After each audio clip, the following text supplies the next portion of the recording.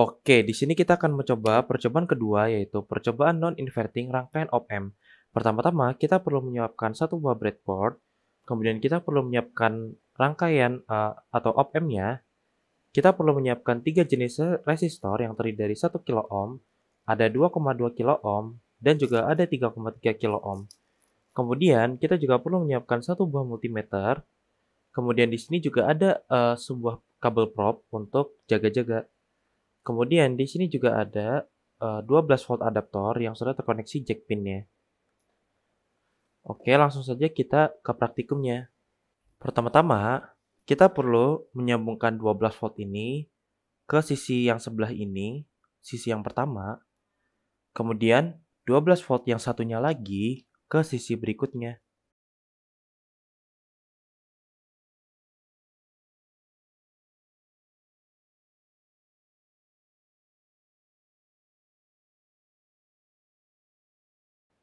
Oke, oke. Jadi rangkaiannya sudah jadi. Bentuk rangkaiannya kira-kira seperti ini. Kemudian kita hanya perlu mengukur berapa sih kira-kira V out-nya dan V in-nya. Pertama-tama, kita hubungkan kabel oranye ini ke titik pin A, yaitu di sebelah sini. Kemudian, kita ukur V output-nya. Dan ketika kita ukur V output-nya, dia menghasilkan nilai tegangan sebesar negatif 9,6 volt. Kemudian, tak lupa kita juga perlu mengukur V in-nya. Oke, jadi di sini ketika kita ukur V in-nya, didapatkan angka sebesar mendekati negatif 6 volt, yaitu min 5,9 volt.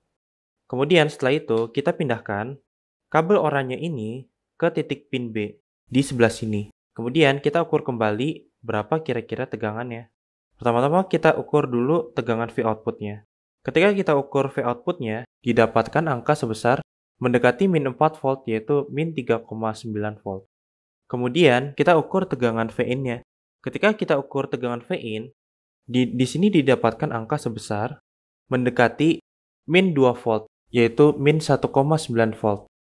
Kemudian kita pindahkan lagi kabel oranye ini ke titik pin C. Kemudian sama seperti sebelumnya, kita ukur tegangan output-nya.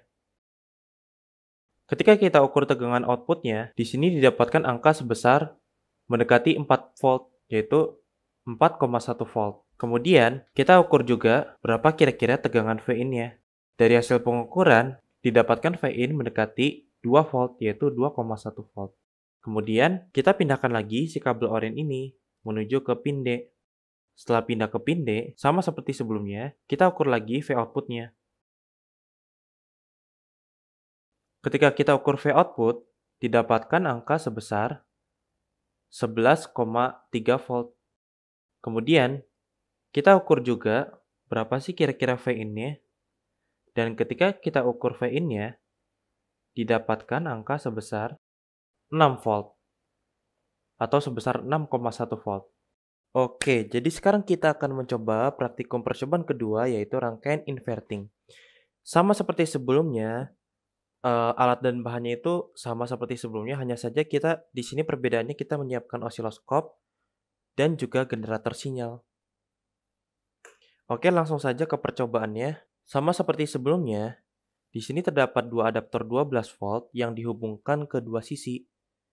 Sisi yang pertama dan sisi yang kedua untuk menciptakan 12 volt dan juga min 12 volt. Kemudian pertama-tama kita hubungkan terlebih dahulu op-amp-nya. Kemudian setelah itu kita menghubungkan resistor-resistornya.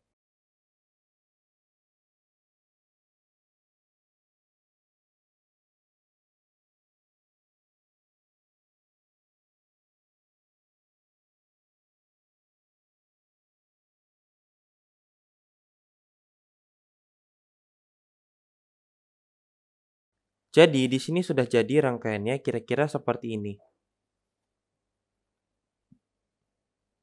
Kemudian mari kita melakukan percobaan. Pertama-tama kita hubungkan yang kabel warna kuning ini ke menuju titik pin B.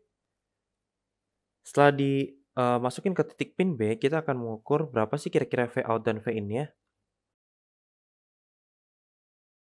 Ketika kita ukur V out-nya, didapatkan angka sebesar 3,6 volt. Kemudian ketika kita mengukur, berapa sih kira-kira V in-nya, di sini didapatkan angka sebesar negatif 1,6 volt.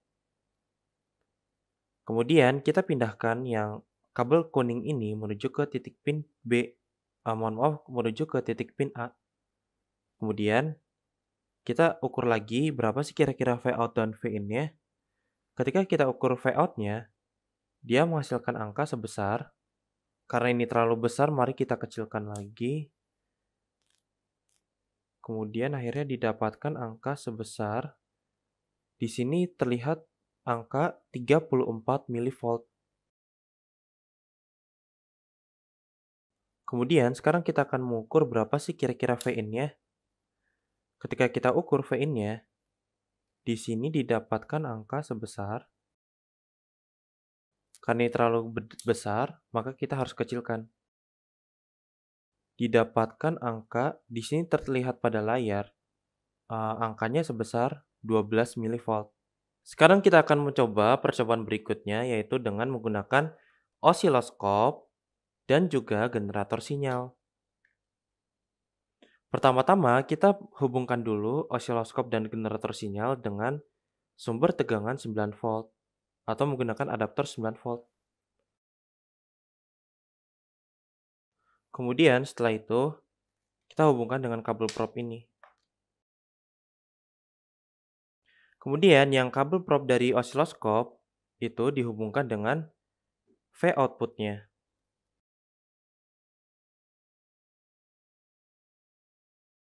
Kemudian kita masukkan generator sinyal sebagai tegangan inputnya, yaitu ke sini. Kemudian setelah itu kita atur frekuensinya.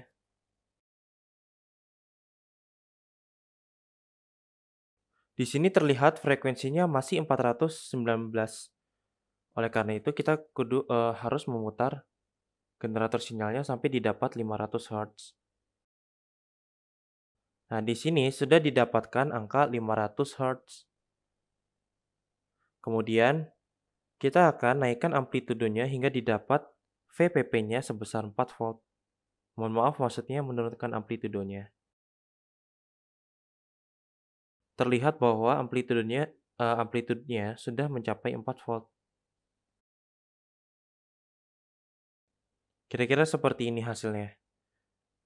Jadi, frekuensinya mendekati 500 Hz dan juga VPP-nya mendekati 4 volt ketika osiloskop dihubungkan pada V output, sedangkan generator sinyal dihubungkan sebagai V input. Kemudian, kita akan memindahkan osiloskop ini menuju ke V inputnya. Lalu, tak lupa juga kita atur dia menuju ke DC. Lalu kita cek, maka akan seperti ini. Kemudian jika kita ingin coba melihat lebih lanjut gimana kira-kira pergerakannya, kita tekan tahan ini, kemudian di hold, akan menjadi seperti ini gelombangnya kira-kira. Ini adalah gelombang DC ketika itunya dihubungkan ke V inputnya, ke V in si osiloskopnya. Dengan demikian, percobaan kita sudah selesai. Oke, sekarang kita akan mulai percobaan berikutnya, yaitu rangkaian summing. Percobaan ini sebenarnya sama seperti percobaan sebelumnya, hanya saja terdapat perbedaan di sini. Oke, langsung saja kita mulai percobaannya. Bedanya adalah, di sini kita akan memasangkan resistor 1 kilo ohm pada sini, kemudian dia akan diserikan dengan generator sinyal, kemudian juga dihubungkan dengan nodal input negatifnya. Pertama-tama, kita lepas resistor yang seri terhubung 12 volt ini ke dalam rangkaian. Kemudian setelah itu kita ukur tegangannya agar menjadi 500 Hz dan juga VPP 4 volt pada outputnya.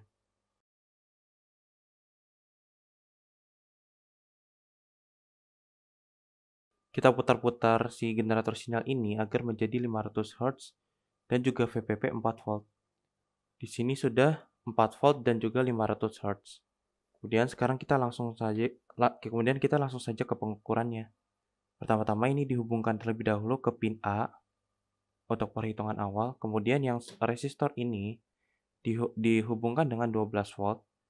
Perbedaannya dengan yang sebelumnya adalah yang sebelumnya dihubungkan dengan min 12 volt, kali ini akan dihubungkan dengan ground-nya, sehingga akan seperti ini. Kemudian kita ukur lagi V output-nya, V out ketika berada di pin A. Ketika berada di pin A, V output-nya adalah seperti ini. Kemudian sekarang kita akan mengukur ketika berada di pin A, V output-nya seperti ini. Kemudian sekarang kita akan mengukur berapa kira-kira V in-nya. Di sini terukur bahwa V in-nya adalah segini. Kemudian sekarang kita akan mengukur berapa sih kira-kira V out-nya ketika disambungkan dengan pin B. Ketika disambungkan dengan pin B, hasilnya adalah seperti ini. Kemudian kita akan mengukur berapa sih kira-kira V in-nya. Ketika V in diukur, hasilnya adalah seperti ini.